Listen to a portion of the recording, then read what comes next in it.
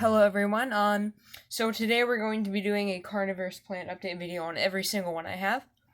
So first we're going to be doing an update on my Sarsinia pitcher plant. So this plant, ever since I got it, it has just started exploding in growth. A lot of the original pitchers are dying, and there's actually a jumping spider that lives in one of these dying pitchers. I can't remember which one it is, but when I trim, I'll make sure that I don't destroy his little home. So down here we have a lot of new growth coming up. There's a forming pitcher right there. So this plant, and all, it's just doing very, very good. And I think I see the jumping spider. I'll show it to you guys. But anyway, there he is up there. He just lives on this plant and just kind of hangs around. So that's really all for the Sarsinia pitcher plant. It's just grown a lot. And I actually may have to repot it very soon. So now let's get to my Venus flytraps. So I really only have 2 Venus flytraps left, because what happened was a fungal infection.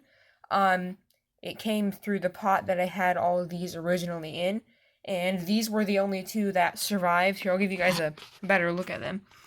So this one is the adult Venus flytrap, and I figured out how to give it more sun. So these leaves are not the I want more sunlight leaves.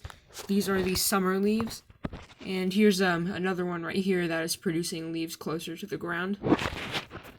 So that's all for those Venus flytraps, and I do have my seedlings to show you. And I've never had such a high success rate with these seedlings. Every single one of these seeds has grown. Let me take the cover off of them real quick, so I can show you guys.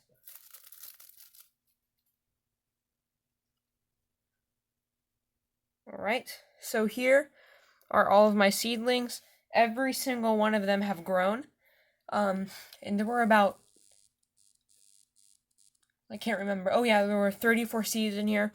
Every single one of the seeds grown. Here, let me give you guys a close-up look. So you can barely see this, but there are little traps growing on there. So that's very neat. So I did plant some Nepenthes seeds too.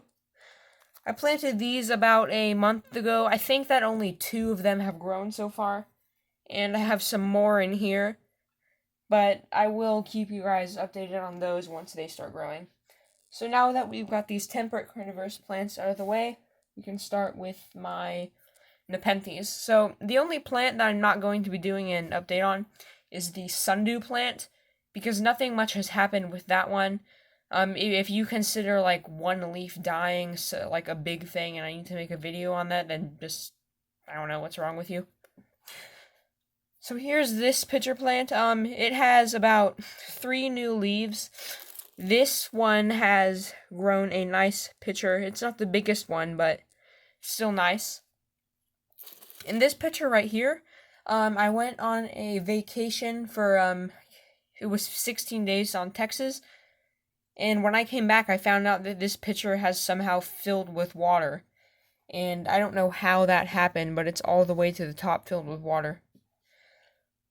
So this is all for this plant, and I do have something to show you over here. This is the cutting I've had of the Nepenthes ventricosa I got from Lowe's that my cat has massacred.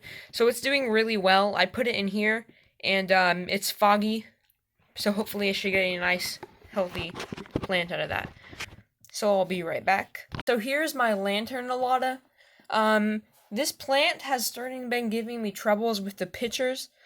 I can get it to give me some very nice big leaves, but the pitchers are just really tiny. This one is opening. But right now, this pitcher right here is unfortunately the biggest one of this plant. So I don't know if I'm doing anything wrong, or if I just got like a weak clone off of this plant, because I bought this off of Amazon, and I've had some weak plants that I bought off of Amazon, and they just didn't survive. So I'll get the next one, and we'll be right back. So this is my ventricosa. One of the pitchers are dying, and it's got 5 new leaves. This pitcher right here, I don't know if it's still forming or opening, but it looks like it's about to open. And this basil shoot has just taken off for the last month. It's got a nice big leaf here, and this leaf unfortunately is a little smaller, but hopefully I get a bigger one. So I'll be right back with the. Actually, there's no more plants up there, so I can do this one. So this is my Nepenthes ventrata. I got this at Reese's, and so far it is just starting to take off in growth. All this stuff up here you see was not there when I got it from the store. And a couple of the pictures are dying. Well, actually all of them are starting to die, except for this one, and this one right here. Now, this is usually when people think, oh my god, I'm doing something wrong with this plant or it's dying. But it is not. When you buy a plant from the store, it's probably grown in a greenhouse and it just needs time to adapt to the conditions of a house, and it should do just fine. And here's a little plant I picked up in Texas. It's called an air plant, and I've never heard of these plants before. They're pretty cool. Like, they have no roots, and you just put them somewhere in the light, and they somehow survive. You do have to dump these in water for about 3 to 4 minutes every week or so. But anyway, this is pretty cool. I don't know what kind of air plant this is, so if you're like some sort of air plant expert watching this, I would really like to know. So thanks for watching this video. If you like this video, I suggest that you leave a like. And I do have a playlist for new visitors that should come up here real quick. So, oh, excuse me. So thank you for watching. Bye everyone.